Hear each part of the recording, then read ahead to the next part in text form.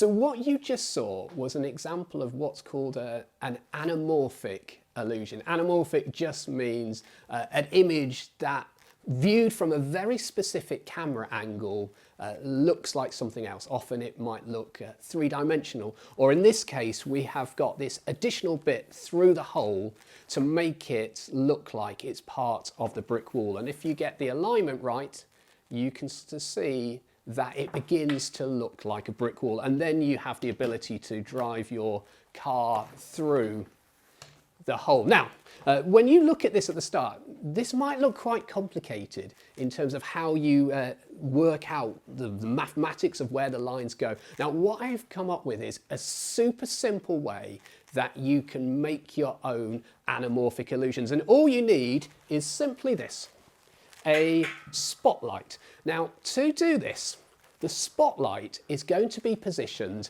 where the camera is for taking that video. So let's turn this on, and first of all, you work out with your camera where you want to take the shot, so you can get things lined up. And then if you place the light at the camera point, if we view it from this angle, you can start seeing here that the shadows move around. It might be easier if I then put this into place.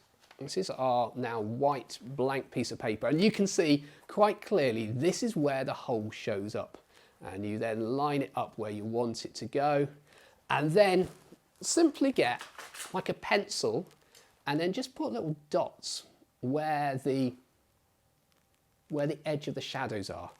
Once you've done that, then you can take the whole thing out and you can get a ruler and you can start joining up those dots. And once you've traced round that whole pattern, then you have got the beginnings of your anamorphic illusion. When you replace the spotlight with your camera, it will see exactly what the spotlight was sort of showing. And so you don't need to worry about carefully aligning things because this light does it for you. I prefer using a spotlight with this sort of bendy neck, but you can often use the flashlight on your camera phone if you want. That will shine almost exactly the same angle as what the camera lens is seeing. You do have to watch it a little bit because the flashlight on your camera and the camera lens is separated by maybe ½ centimetre, and that, when you're doing very specific perspective illusions, can cause some problems. So you might need to then adjust your camera afterwards. So we will look at different ways we can use this technique a little bit later, but I just want to return to this. This here was created in a very similar way. I made these pyramid shapes and they were just on blank pieces of paper. And then I got a video projector.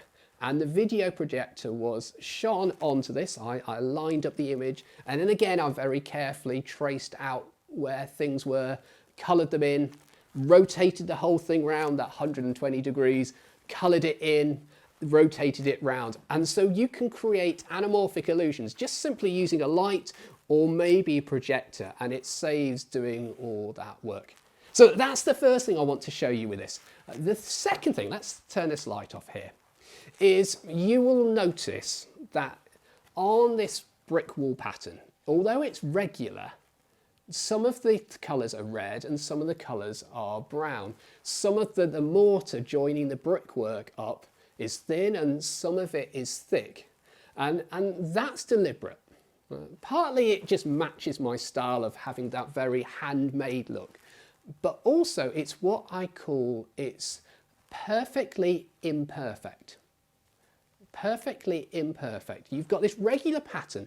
If it was completely regular and perfect, the human eye would spot where the discrepancies are, where the edges are, because that's just a natural part of how our brain works. We're almost like tuned by evolution to discover things that are out of place, that look unnatural. If you're in a jungle and something's out of place, it's probably going to kill you. It's a tiger or something like that. And so by deliberately introducing imperfections into this model, it blurs the edges more. It means that the brain doesn't pick up so much on the edges. And so that's why it's there. So it's a great technique for camouflaging things.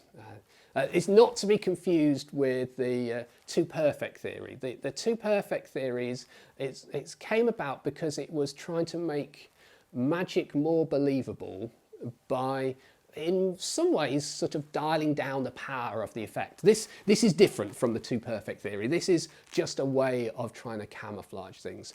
And you'll see later on in the lectures where I've used that hand-drawn, perfectly imperfect technique to try and hide or camouflage things.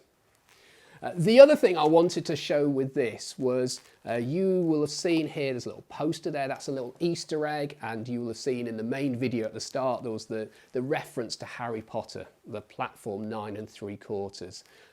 I, over the years, have discovered that some of the most successful videos on social media tell a story, but they tell a short story in a really short amount of time. And so this video was quite effective because yes, it's visual, but it sort of has this nice sort of story element. It's only 9 seconds long. And so what I've tried to do as I've got better at my craft is to introduce these little Easter eggs and these story elements to the videos I create.